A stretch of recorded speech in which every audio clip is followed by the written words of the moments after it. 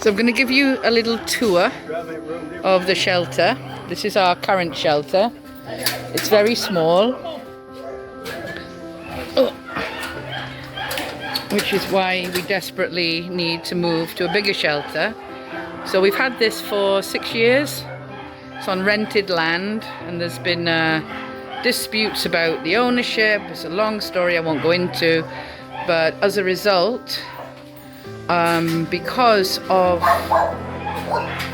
there being no valid contract or title of the land, we've had to fully solarize this shelter on installments.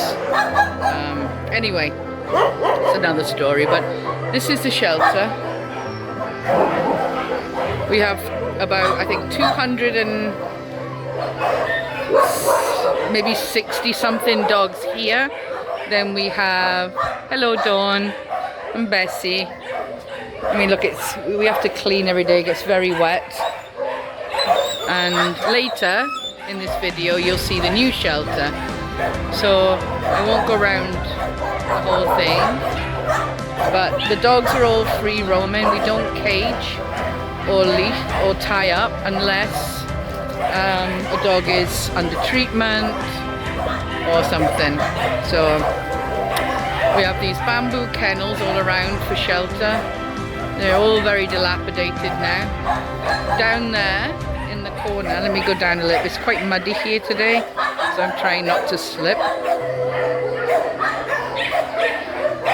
Hello Leroy. Hello. Down there is our quarantine. We just got 5 kennels there. It's never big enough now. So what we have to do now at the moment is test every single dog that comes in for contagious diseases, which adds to the intake costs. Hello. Hello Miggy again. Over there, that in the far corner, that was originally our puppy run, but then we turned it into a cattery. But we don't have any cats right now, and because of space, we have to use that for confinement for medical cases inside. There's a tiny, this was our very first structure we built. That's our first clinic. Now we just use it for confinement as well, for medical cases. On the side of that is the caretakers room, and we have staff on site 24/7. 2 caretakers sleep here, 2 vet assistants, well 4 work throughout the night, 2 from 5 till 1 p.m, 1 a.m. sorry, and then 1 a.m. to 9 a.m. Like, all our staff are fully paid with all their government benefits.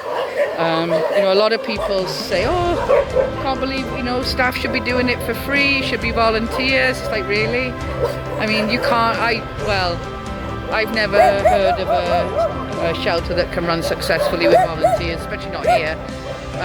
You know, people need a living wage. And and you can't really rely on volunteers, obviously, because if something happens in their life, they're not, you know, they're not obliged to come to work. So we pay all our staff. We also pay them overtime if they have to work overtime. So I think it's really important that you treat the staff well, keep their stress levels down, because these are the ones who are looking after the dogs. So as you can see, it's very small. We do the best we can with what little we have. For the most part, the dogs get on okay. There's occasional fights. Hello. Oh, most of them just, I mean, we've got a few that are very timid, but most of them just want love. And it's really difficult to get adoptions here. We have looked at adopting abroad, but laws have changed now. Especially in Canada and the US, it's very difficult to get dogs in from high rabies countries. Hello, Ian. Hello, Harry. Now, these dogs are known as the unsociables. They were kind of some of the first dogs we brought in.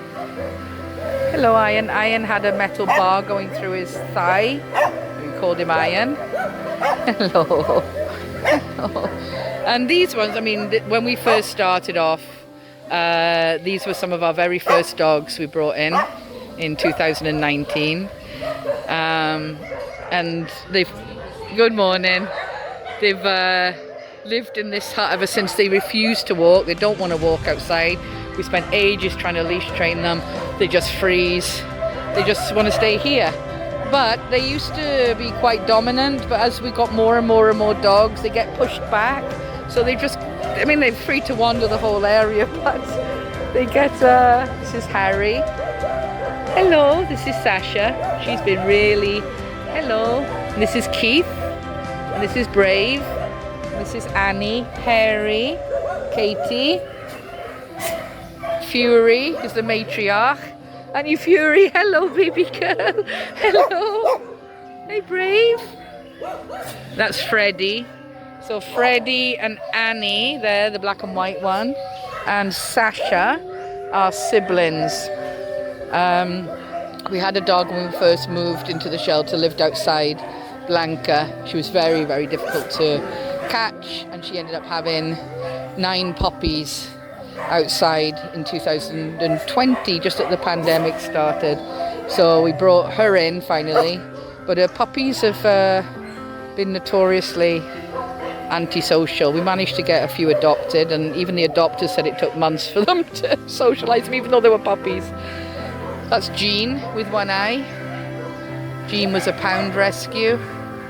We've got a local pound here that obviously euthanizes after a few days. I can't go there anymore. Been there 3 times, and every time I took all the dogs out to fair. But we're really at our limit here now, really at our limit, that with the amount of space we have, also funding, you know, we can barely make it through each month now.